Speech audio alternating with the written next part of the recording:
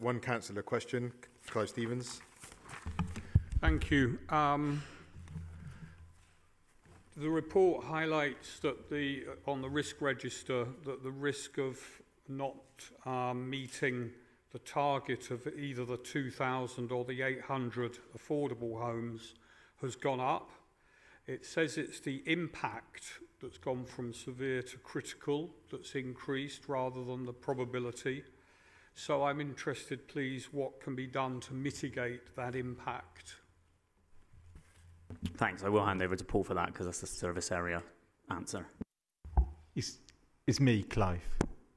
So, I mean, I'm not entirely sure how it got scored this way, but we have got now in Bristol, you can just go around the sites, the biggest affordable and social housing programme in the ground that we've had since the 1970s. You could argue it's never going to be quite big enough in terms of the level of housing need we've got.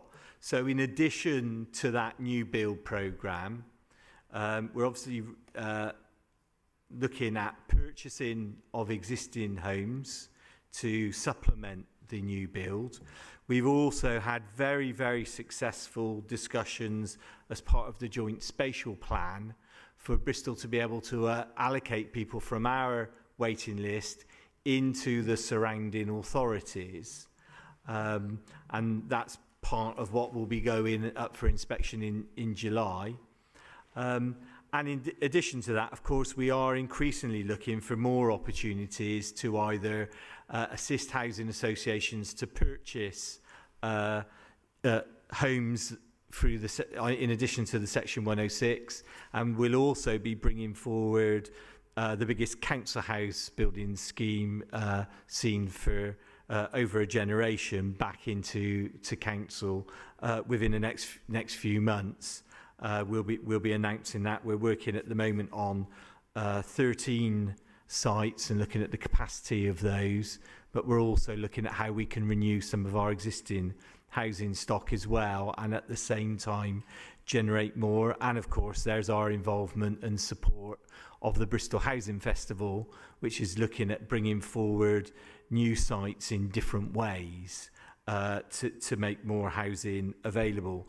So given all of that that's going on and the position we're in Bristol, again, I'm not obviously, if you're one of the people who's near the bottom of the waiting list, or if you're a family in temporary accommodation, it's probably the provision of additional housing or the slowdown of it is probably one of the most important things and critical things in your life. And I guess if those people were scoring it, it would be very, very high.